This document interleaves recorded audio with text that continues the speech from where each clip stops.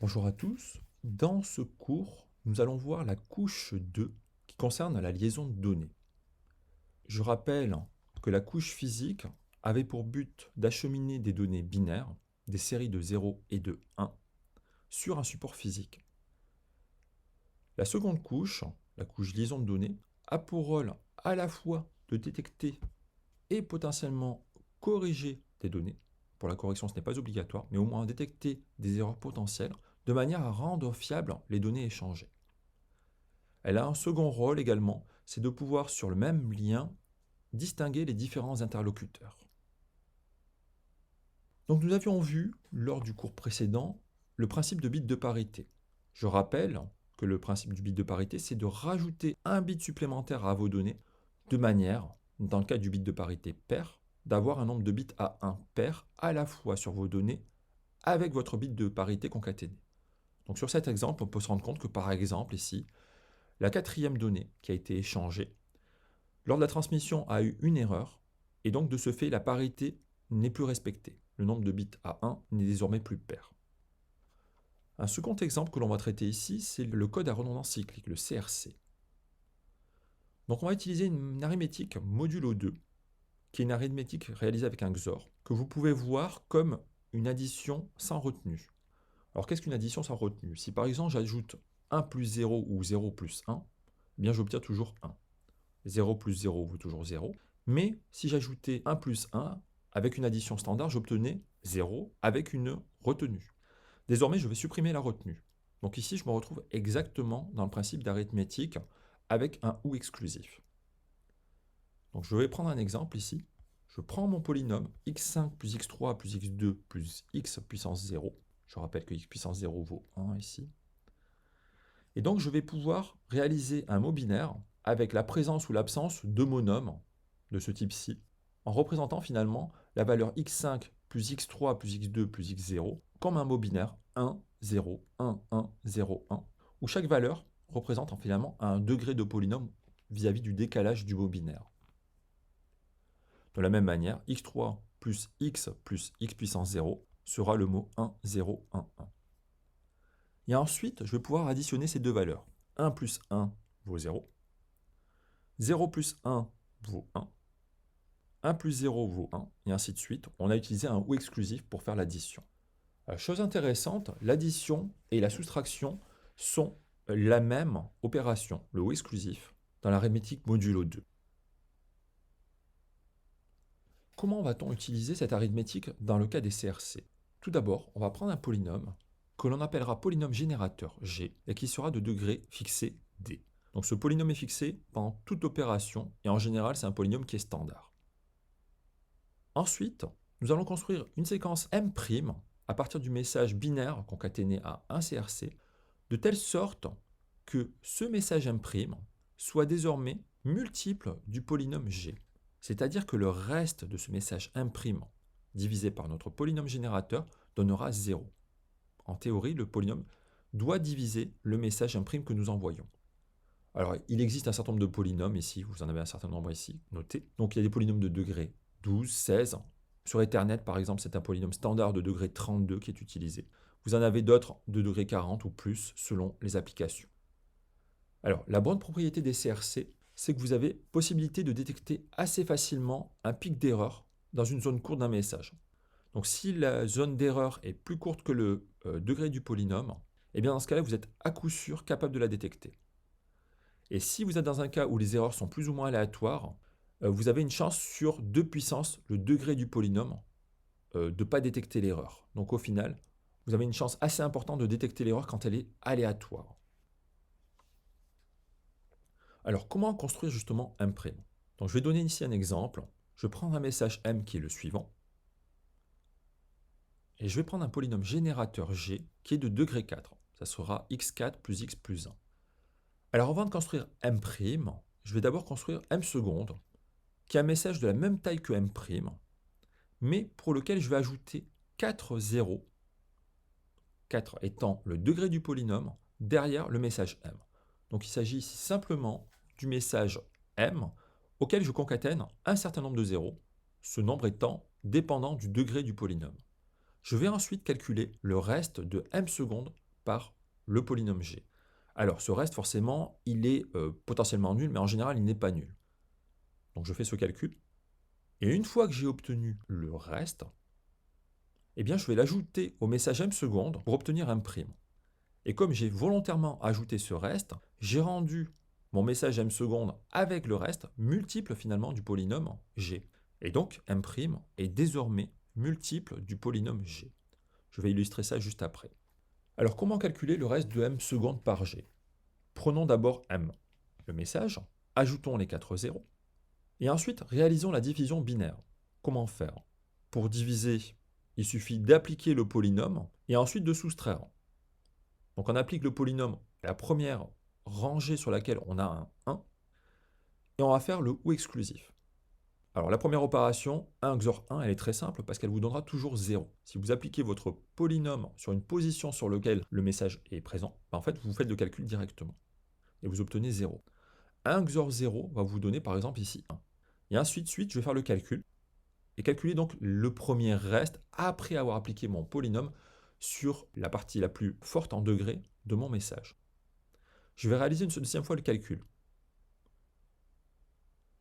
Si jamais j'ai un 0 en premier, je peux soit faire le calcul, ce qui revient à recopier la valeur, ou alors simplement décaler, plus simplement, au premier 1 dans le message, qui me permet ensuite d'appliquer mon polynôme en totalité en ayant réellement une opération réalisée.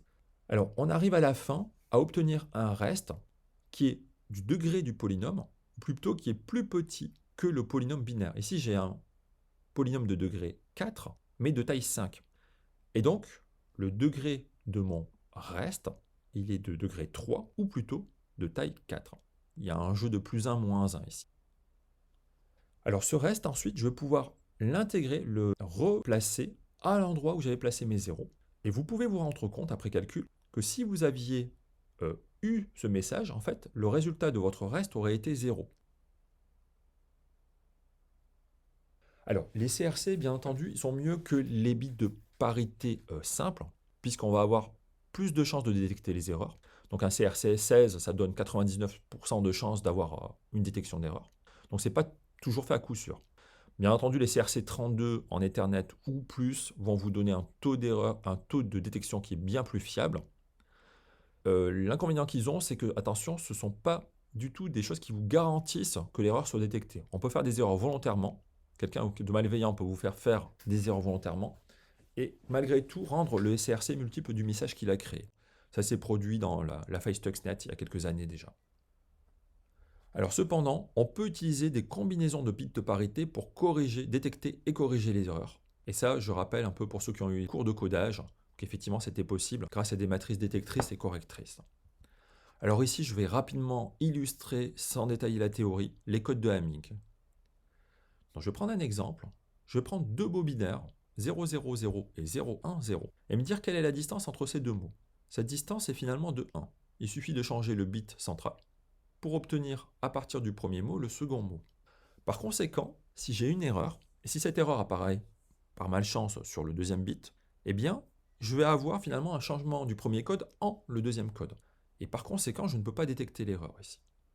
Alors ce qui est plus intéressant, c'est plutôt le troisième cas, où j'ai le mot 000 suivi du mot 111. On est bien d'accord que ces mots-là sont de distance 3, du point de vue de Hamming. Il faut changer 3 bits pour passer du premier au second. C'est valable également pour 100 et 011. Vous devez changer les 3 bits pour avoir un passage du premier mot au second mot. Par conséquent, si vous faites 2 erreurs, non pas 3 mais 2 erreurs, en fait vous êtes capable de les détecter. Pourquoi? Eh bien tout simplement, vous pouvez changer que 2 bits, et donc vous serez dans un mot qui n'est pas un mot du code. Donc vous êtes capable de détecter l'erreur. Vous êtes donc 2 détecteurs. Vous détectez jusqu'à 2 erreurs. Vous êtes également ici ce qu'on appelle un correcteur. Si je fais une erreur, en fait, je suis toujours plus proche du mot 000, imaginons qu'on ait le mot 001, si on a changé le troisième bit, eh bien je suis toujours plus proche du mot 000 que du mot 111. Donc je suis capable finalement de corriger par approximation de distance mon code reçu en me disant il est plus proche éventuellement du mot 000 que du mot 111, à condition d'avoir fait une erreur. C'est ce qu'on précise ici, c'est qu'on est un correcteur. On peut corriger au plus une erreur par symbole. vous êtes finalement pour une distance de Hamming, la distance de Hamming moins 1 détecteur, et la distance de Hamming moins 1 divisé par 2 en troncature correcteur. Je répète ici, distance de Hamming moins 1 détecteur, et distance de Hamming moins 1 divisé par 2, le tout divisé par 2 correcteur. Alors on peut coder plus de 2 symboles. L'exemple qui est pris ici concerne en fait finalement 4 symboles. Donc à partir des valeurs binaires 0, 0, 0, 1, 1, 0 et 1, 1, des valeurs sur 2 bits, je vais générer des codes sur 5 bits avec des erreurs possibles. Donc ici finalement, je vais pouvoir avoir 4 valeurs binaires pour coder 2 bits. Donc je vais avoir une redondance. Et si je me retrouve ici avec le calcul de la distance de Hamming entre tous les mots de code que j'ai générés, les 4 mots, je vous laisse faire le calcul, la distance minimale de Hamming est de 3. Donc je suis 3 moins 1 détecteur, soit 2 détecteurs, et 3 moins 1 divisé par 2, donc ici je suis un correcteur. Alors il existe beaucoup d'autres modes de correction, j'en donne quelques-uns ici, les codes de Ray-Solomon que vous avez sur vos galettes, on va dire. Vous avez également les turbocodes qui sont utilisés en 3G et en 4G, et désormais les LDPC codes qu'on retrouve effectivement sur du Wi-Fi et sur l'Ethernet 10 gigabits en basse T actuellement. Alors je vais parler ici d'un type de code que vous retrouvez sur la DSL. Il s'agissait ici de Forward Error Correction, c'est-à-dire de corrections qui vont être réalisées en amont lorsque vous recevez le message. Alors je vais parler ici d'un principe supplémentaire qui est le principe d'entrelacement. Donc on va supposer que les blocs colorés ici, c'est un mot du code. Et imaginons qu'on ait 3 erreurs qui apparaissent successivement. Ça s'appelle un burst. Vous avez un pic d'erreurs qui apparaît de manière consécutive sur un bloc de code. Que pouvez-vous faire? Eh bien, dans ce cas-là, vous avez un mot du code qui a été assez sévèrement atteint, et que s'il était par exemple un correcteur, eh bien dans ce cas-là, il ne peut pas être corrigé puisque c'est lui qui a eu toutes les erreurs. Alors ce que je vous propose de faire, c'est faire ce qu'on fait en général en ADSL, c'est qu'on va mélanger les blocs correcteurs pour les envoyer, de manière à mélanger ces 3 mots de code, par exemple, au fur et à mesure de l'envoi sur la ligne. Alors vous allez me dire, à la réception, il faudra les inverser. Alors ça, c'est pas gênant, c'est du scrambling, ça se fait assez naturellement. Ça peut induire une légère latence, mais elle n'est pas énorme. Et dans ce cas-là, imaginons que lors de la transmission sur la ligne, vous ayez une erreur au niveau du modem ADSL, et donc il y a eu 3 erreurs qui apparaissent successivement. En fait, ici, désormais, elles n'apparaissent plus sur les mêmes blocs de code. Par conséquent, quand on regarde un peu les blocs de code qui sont atteints, chacun des 3 blocs de code n'est atteint qu'une seule fois. Et si chacun est un correcteur, eh bien dans ce cas-là, vous pouvez corriger chacun des 3 blocs de code indépendamment des autres. Et donc, vous êtes capable de remettre en état vos données. Donc, quelle est la configuration qui est la plus facile à corriger? Bien entendu, c'est la seconde, après le principe d'entrelacement, qui permet de remettre vos codes à jour et voir qu'il y a moins d'erreurs, puisqu'il y a une répartition des erreurs sur les différents blocs. Nous allons désormais nous intéresser au lien entre le matériel et aux couches basses du logiciel. Selon le type de matériel, nous pouvons avoir différents degrés de perfectionnement. Le matériel peut être capable de lire soit une valeur instantanée de la ligne, soit être capable de décoder un octet complet, soit même de ramener en mémoire une fraction des données et l'écrire directement sans avoir besoin même de passer par le processeur central. Nous allons ici voir un principe d'échantillonnage d'un code de base. On peut par exemple essayer d'échantillonner en milieu de période du code de base de manière à lire une donnée qui est stabilisée post-transition. Alors ça c'est le cas idéal, mais s'il y a à un moment donné des pics, comme ça s'est produit à un moment donné sur la lecture en milieu de période ici, eh bien la lecture peut être potentiellement erronée. Donc on peut, sur une liaison tout ou rien, par exemple, faire appel à un échantillonnage, mais également à un sur-échantillonnage, pour par exemple calculer la majorité lorsque vous lisez non pas une seule fois, mais 3 fois par période les données. Nous pouvons ensuite passer des données binaires aux octets.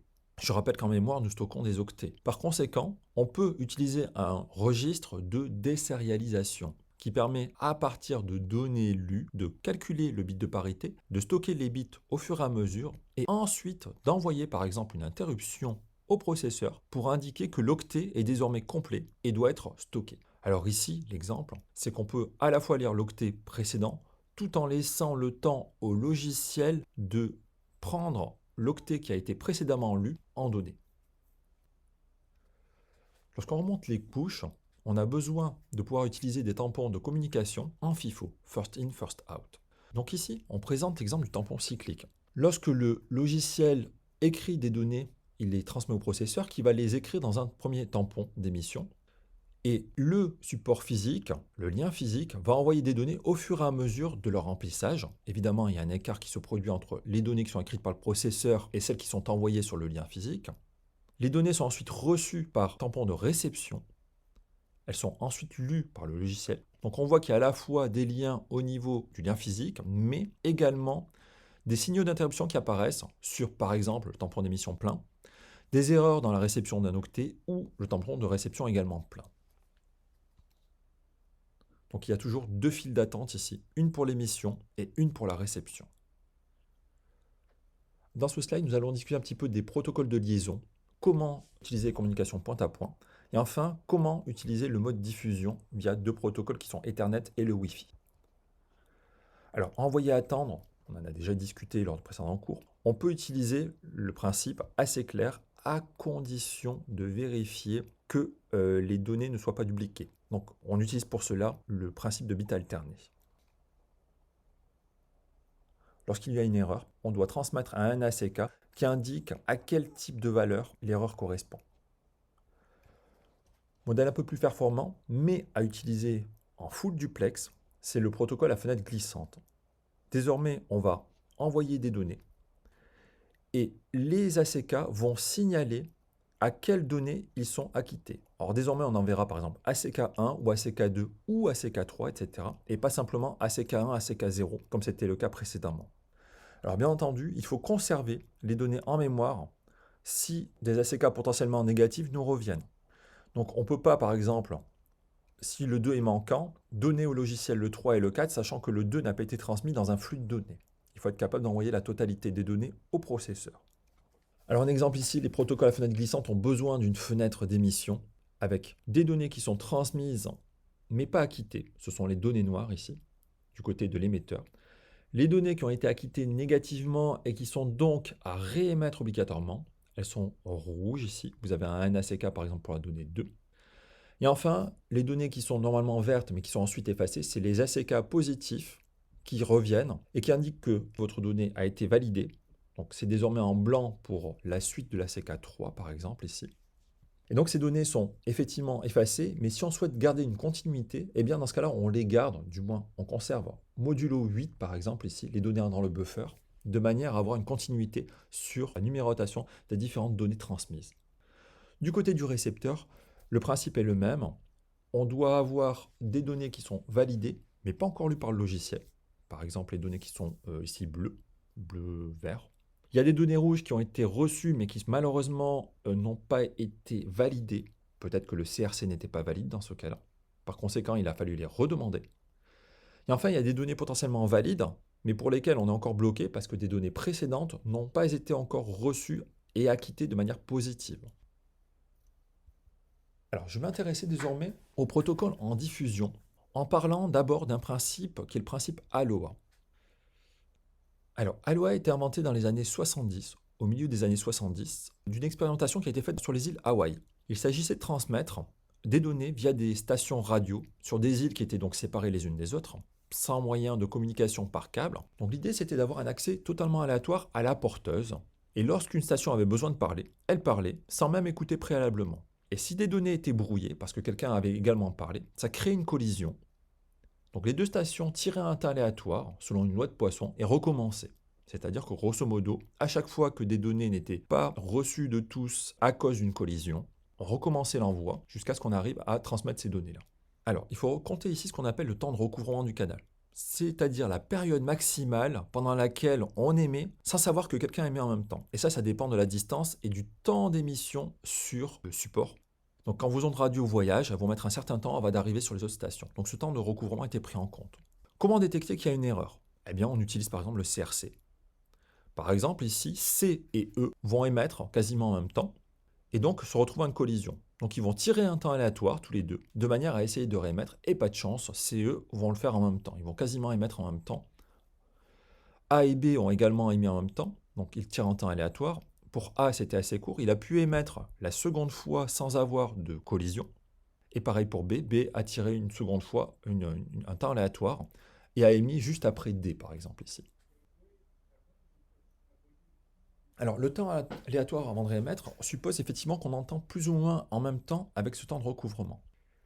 Je vais parler désormais de l'Ethernet sur bus, qui est finalement un ALOA plus évolué. On l'appelle CSMA-CD, Carrier Sense Multiple Access avec collision détection, détection des collisions. Mais avant cela, il faut imaginer qu'on divise le temps d'envoi en slots, c'est-à-dire des périodes pendant lesquelles on a le droit d'émettre. Et à chaque fois que quelqu'un a fini de parler, ça sera un début du slot. Une des stations peut éventuellement envoyer une impulsion pour indiquer le début du slot à chaque fois.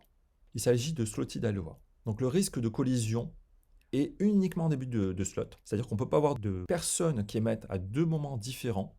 Il faut qu'elles émettent en début de slot. Et donc, seules 3 personnes peuvent par exemple émettre en même temps au début de slot et pas 2 et 2 en période de slot. Donc ça réduit assez considérablement les collisions quand il y a plusieurs intervenants. Alors, si une station doit émettre, elle peut être en mode dit persistant. Elle écoute tout le temps, tant que la ligne est prise, et dès qu'elle voit que la ligne est libre, elle émet. Le problème, c'est que si toutes les stations font cela, il y a une collision très probable dès que c'est devenu libre. Par conséquent, on utilise souvent un modèle dit P persistant. Si la ligne est libre, on émet désormais non pas avec une proba de 1, mais une proba de P. Sinon, on va attendre jusqu'à la prochaine fenêtre avec 1 - P, qu'on va réessayer à nouveau avec une proba P. Cette valeur de la probabilité va pouvoir changer en fonction du nombre de collisions. Elle va avoir tendance à diminuer s'il y a des collisions importantes de manière à réduire son débit. Alors, une station émet, elle va persister à écouter. D'où le fameux P persistant, elle va continuer à écouter. Et si cette station ou une autre détecte une collision, cette station ou ces stations vont changer leur message en ce qu'on appelle du jam, des bits de bourrage, c'est-à-dire la partie noire ici, qui indique que finalement, vous avez désormais une collision et que cette collision doit être indiquée sur toute la ligne. Donc cette partie noire, elle doit être émise pendant un certain temps, qui est le temps de recouvrement sur le canal, de manière à ce que tout le monde soit au courant que le message est désormais brouillé, qu'il y a eu donc collision. Alors par exemple en Manchester, les bits A1 assurent des collisions permanentes entre toutes les stations. Si vous envoyez une suite de bits A1, vous allez avoir des collisions de manière permanente. Je disais précédemment que la proba d'émission a évolué. Donc s'il y a une collision, on va par exemple diviser la probabilité d'émission par 2, par exemple. Et donc vous allez vous retrouver une probabilité qui n'était pas de, par exemple, 1,5, mais désormais 1/4 ou 1/8 en fonction du nombre de collisions qui ont eu lieu précédemment. Alors le slot occupé par les messages clairs et les collisions va changer, mais en règle générale, en fonctionnement nominal, vous allez avoir de l'ordre de 37% de débit à se partager entre les stations, dans le cas le plus chargé. Vous aurez 37% de slots vides et grosso modo 26% de collisions. Donc on voit qu'on est de l'ordre de 1/3 de débit en succès lorsque toutes les stations doivent partager. Alors, il ne faut pas oublier qu'ici, on est en half duplex. On est sur un bus ou un mode du type bus. Et l'objectif du protocole, c'est effectivement d'arriver à maximiser le débit. Alors, évidemment, lorsqu'on passe en mode, non pas d'un bus, mais d'un switch, qu'on a un réseau full switché, on est désormais en full duplex et ce protocole n'a plus lieu d'être. Mais il fonctionne dans le cas où vous avez effectivement une simple ligne pour tout le monde. Alors, que disent les normes par rapport au bus Ethernet ? Le problème est le fameux temps de recouvrement. Lorsqu'une station A envoie des données à destination d'une station B, il se peut que B prenne la décision d'émettre alors même qu'elle n'a pas reçu les données de A. Il s'agit ici du temps de recouvrement. Donc A envoie des données, les données s'approchent de B à la vitesse de la lumière, ou une vitesse assez proche. Cependant, B prend la décision d'émettre au moment où les données allaient lui arriver. Donc elle provoque involontairement une collision et d'un point de vue simplifié, on peut imaginer que la collision doit être repropagée jusqu'à A pour qu'il puisse savoir qu'il est entré en collision avec des données de B. Par conséquent, cette durée d'un aller-retour, elle est importante pour que lorsque la collision se produise, elle soit détectée de tous. Donc on va prendre l'hypothèse que la distance maximale entre deux stations, Ethernet, en 10 mégabits, est de 2500 mètres, 2,5 km. Donc si on considère qu'il y a des répéteurs, qu'il faut 4 répéteurs pour 2500 mètres, eh bien, on peut imaginer effectivement qu'il y a 52 microsecondes pour l'aller-retour, pour à la fois avoir la collision à l'aller et le retour, effectivement, pour détecter la collision du côté de A. Par conséquent, à 10 mégabits par seconde, on doit avoir une longueur minimale de message qui doit pouvoir provoquer une collision, et si la collision se produit, elle doit être provoquée partout sur toute la ligne. Par conséquent, cette longueur minimale, on peut l'évaluer. Elle est ici de 520 bits, soit de 64 octets. Eh bien, en Ethernet, la taille minimale d'une trame est effectivement de 64 octets. Nous passons désormais des plages hawaïennes à la montagne en étudiant le problème du Wi-Fi. On va prendre l'hypothèse qu'on a une station A, une station B et une station C qui souhaitent communiquer entre elles. Cependant, A peut communiquer avec B, C peut communiquer avec B, mais A et C ne se voient pas respectivement. Donc la raison, ça peut être la distance, un obstacle, comme c'est illustré ici, donc une montagne. Par conséquent, lorsque A et C émettent des données en même temps vers B, en fait, seul B se rend compte qu'elle est brouillée par deux stations qui lui parlent en même temps. Ni A ni C peuvent s'en rendre compte. Donc le mécanisme qui est mis en place en règle générale est le suivant. B va jouer le rôle de chef d'orchestre. Il va donner l'autorisation de parler, le clear to sound, aux stations qui demandent une autorisation donnée. Donc la station A va demander un request to sound, B va lui indiquer qu'effectivement elle a le droit de parler, donc un clear to sound, et donc il va y avoir une communication qui va se dérouler entre A et B. C indirectement entend la conversation, mais uniquement du point de vue de B. Par conséquent, lorsqu'elle verra que la charge a diminué, elle va pouvoir également lui envoyer un request to send et éventuellement un clear to send pour faire de la communication à ce niveau-là. Donc ce mécanisme de request to send et de clear to send est justement une partie du CSMA-CA, c'est-à-dire du Carrier Sense Multiple Access with Collision Avoidance, qui est différent du collision détection qui n'est plus possible en Wi-Fi. Ce mécanisme-là, avec des ACK, permet partiellement de résoudre le problème. Cependant, le moment où on peut avoir des collisions existe encore, et des collisions non détectées. Il se peut qu'à un moment donné, deux stations envoient en même temps un RTS court, mais pas nul en taille, et donc de ce fait collisionnent la base. Et dans ce cas-là, il faut retirer aléatoirement un temps pour pouvoir relancer ce RTS assez court et recommencer la demande d'émission. Donc vous l'avez deviné ici, le B c'est la base, c'est-à-dire que c'est la station qui va servir de chef d'orchestre pour dérouler la communication en Wi-Fi, qui est évidemment différente du principe de service ad hoc. Donc je vais dérouler ici le principe de la trame Ethernet rapidement. Donc la trame commence par un préambule qui est une suite d'octets ou de bits qui sont alternés, des suites de 1 et de 0, permettant d'émettre un signal bien spécifique à Manchester. Et la fin de cet octet délimiteur de trame, vous voyez effectivement ici qu'il y a un 1-1 qui permet une alternance rapide pour pouvoir justement démarrer le début utile de la trame. Donc on a l'adresse de destination et l'adresse source qui sont indiquées par des octets, 6 octets. Et enfin, se situe une donnée qui indique le contenu des données, c'est le type de champ. Alors au départ c'était une longueur, il fallait savoir que c'était des valeurs qui étaient entre 0 et 1500. Par conséquent, ce qui a été décidé, c'est de prendre des valeurs qui indiquent des types qui sont désormais supérieurs à la longueur maximale. Donc par exemple, un type de champ 0800, c'est un indicateur d'une donnée IPv4. Un champ qui serait 0806 serait de l'ARP. Et enfin, le 86DD, c'est de l'IPv6. Donc vous pouvez voir ça au niveau des 802 numbers, qui indique effectivement le type de champ de données qui va être inclus ici. On va devoir éventuellement rajouter du padding, du remplissage, pour la bonne et simple raison que la taille minimale est de 64 octets. Donc il faut que la taille minimale de votre trame soit de 64 octets, ce qui peut impliquer éventuellement 46 octets ici, supplémentaires, si les données sont nulles. Et enfin, s'ensuit un contrôle qui sera réalisé à l'aide d'un CRC32 normalisé. Alors parmi les adresses qu'on peut détecter, on a les adresses de type unicast, qui sont des adresses associées aux cartes réseau. Le code d'une carte en général donné avec 3 octets qui indiquent l'identifiant du fabricant. Et les 3 derniers octets sont la plage. Donc parmi les 6 octets, on peut découper l'adresse en 3 octets pour l'identifiant du fabricant et les 3 octets suivants pour l'identifiant de la carte dans cette plage d'adresse. Vous pouvez avoir également comme destinataire des messages de type broadcast. Il s'agit d'un message qui est envoyé de 1 vers tous. Ici, ce sont toutes les personnes sur le lien qui vont être réceptrices de ce message. Le message broadcast, c'est une suite de bits à 1 en règle générale. Vous pouvez avoir enfin des adresses de type multicast qui commencent par 3333 et qui sont souvent utilisées en IPv6. Mais vous pouvez les retrouver également en IPv4 avec des 01, 00, 5E. Donc en fait, vous vous retrouvez avec des valeurs qui sont assez classiques en multicast IPv4 ou IPv6 qu'on peut retrouver pour le système d'abonnement. Je vais parler un petit peu ici d'ARP, qui est un mécanisme de résolution qui permet de relier la couche réseau, la couche 3 qu'on verra la semaine prochaine, avec la couche 2 qui est notre couche liaison actuelle. Le but est ici de pouvoir transformer pour une adresse réseau IP v4 cette adresse en adresse matérielle associée sur le même lien. Donc ici, on est bien d'accord que le but, c'est de pouvoir faire cette transformation, et la plupart du temps, elle est faite grâce à RP. Ça permet à la fois d'envoyer une requête en broadcast. Donc ici, on va avoir une requête en broadcast qui permettra ensuite à la carte réseau à qui on pose la question, du moins qui est concerné, de pouvoir renvoyer sa réponse en unicast à la personne qui a posé la question. Donc ici, vous voyez effectivement un broadcast qui est fait pour la résolution d'une adresse donnée. Alors, une note concernant le protocole IPv6.